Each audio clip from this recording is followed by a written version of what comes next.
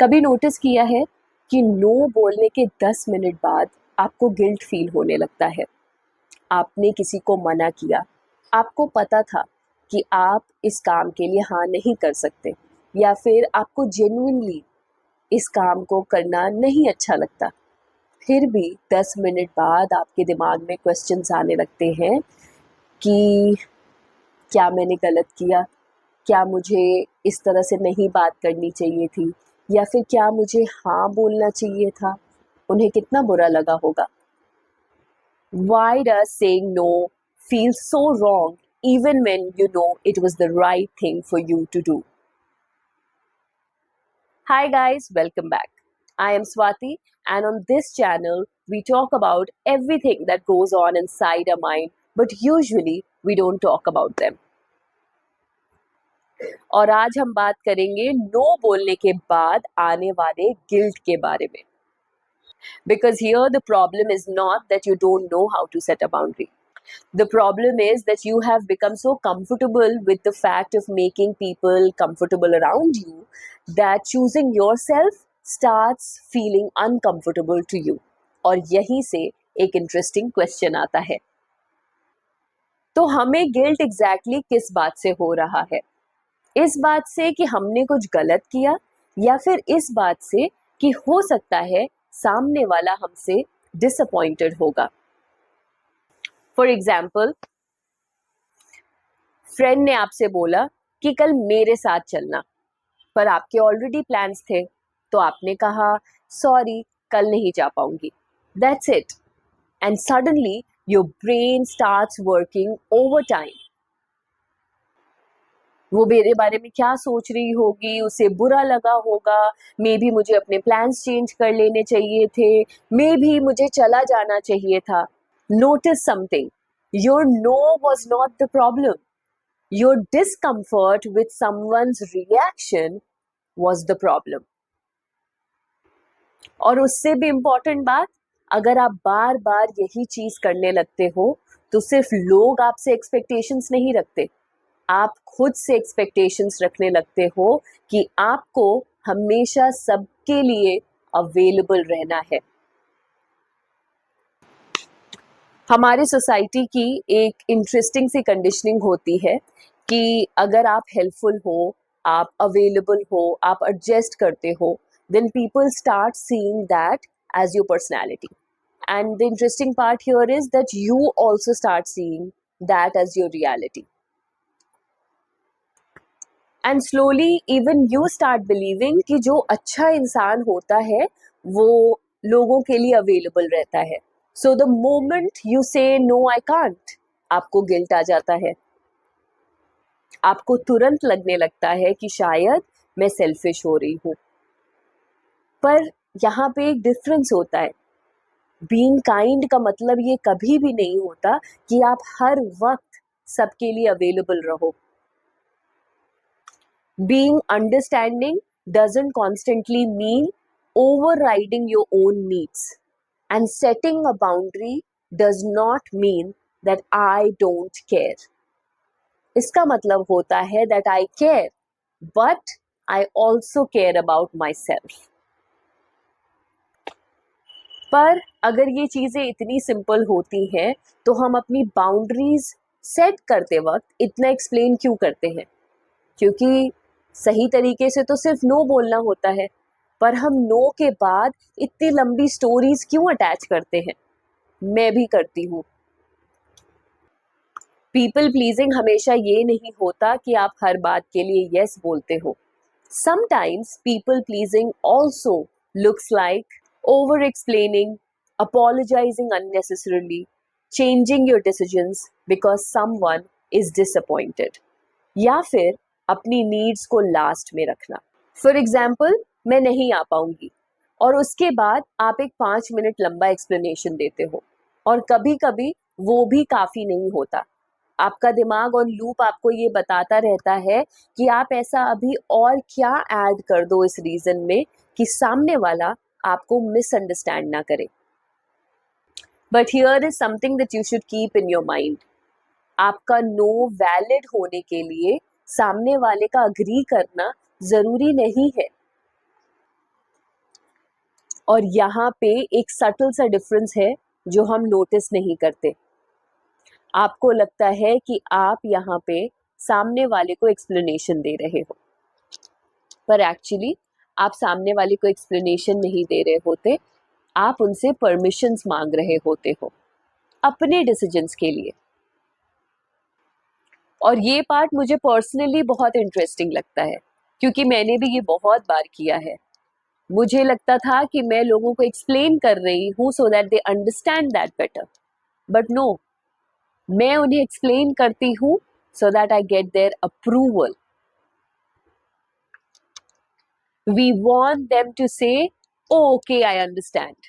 Because the moment they say that I understand, our guilt passes away.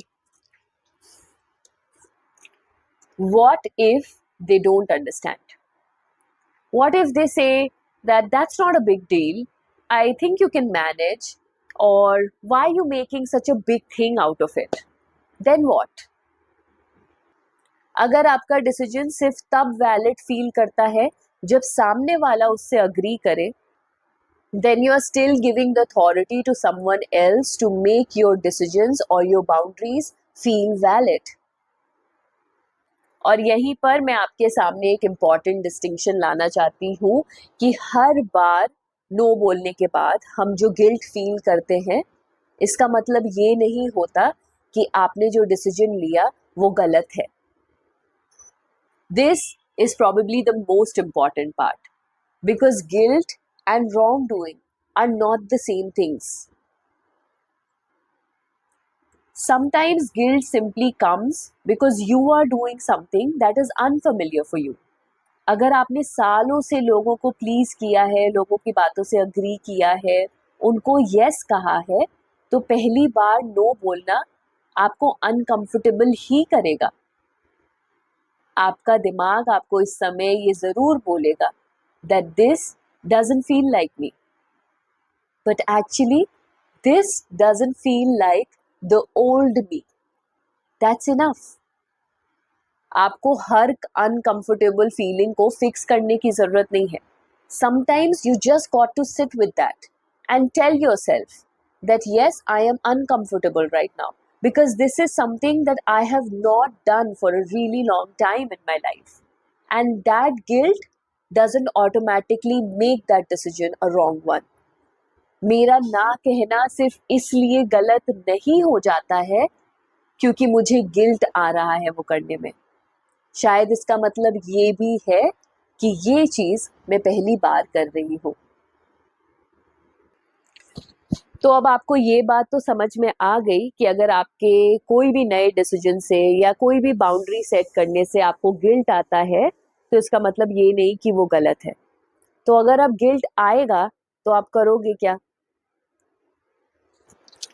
So the next time you say no to something and your guilt suddenly shows up, then don't just take your no back. Don't just start writing in your messages that no, it's okay, I can manage, या फिर बड़े बड़े paragraphs अपने reasons के साथ, अपने explanations के साथ मत देना. Just pause and ask yourself these 3 questions. Did I actually do something wrong? Or am I simply uncomfortable because someone may be disappointed? And the most important question of them all is that if I said yes only because I was afraid of disappointing someone, will I be okay with that yes? And this question can tell you a lot. But I also don't want this conversation to become कि बस no बोलना सीख जाओ, किसी की बात सुनो, बस जो मन में आए वो करते रहो, because setting healthy boundaries does not mean that. Because you know, relationships में adjustment भी होता है. आजकल के टाइम में जहाँ पे हर चीज रेड और ग्रीन फ्लैग है, हम ये भूल गए हैं कि रिलेशनशिप्स बहुत ऑर्गेनिकली चलने चाहिए. वही सबसे बड़ा डिस्टिंक्शन होता है. तो आपको कभी कभी आप कुछ डिसीजंस और कुछ हाँ तब भी बोलते हो जब आपके लिए चीज़ें इनकन्वीनियंट होती हैं, पर आप एक्चुअली जेन्युइनली अंदर से चाहते हो कि आप उस जगह पे रहो। जैसे आपका फ्रेंड, उसका कुछ इम्पोर्टेंट डे है और आपके ऑलरेडी प्लान्स है, but you take out time to go and be there for them, क्योंकि उनके लिए वो चीज़ स्पेशल है। But that is a different thing, वो एक डिफरेंट सिचुएशन है, क्योंकि वो यस इसलिए आ रहा है आपके अंदर से, आप वो मैनेज इसलिए कर रहे हो या वो एडजस्टमेंट इसलिए कर रहे हो because you think that you being there for them is important. और ये हाँ उस जगह से नहीं आ रहा है कि अगर मैंने ना बोल दिया तो क्या होगा, ये किसी डर से नहीं, प्यार से आ रहा है। तो वो अंतर आपको समझना है, because one comes from choice and the other, it comes from fear, and that is the real shift that we need to make. हमें नो को एक रिजेक्शन की तरह देखना बंद करना है और उसे एक चॉइस की तरह देखना शुरू करना है. So the next time that you say no to somebody and then this little voice in your head starts saying that maybe I shouldn't have said that, then just pause there and take a breath and relax. And just remind yourself that someone being disappointed from your decision doesn't automatically make it a wrong one. You can be a kind person, you can care for people, you can help people, and you can be there for them and still have boundaries.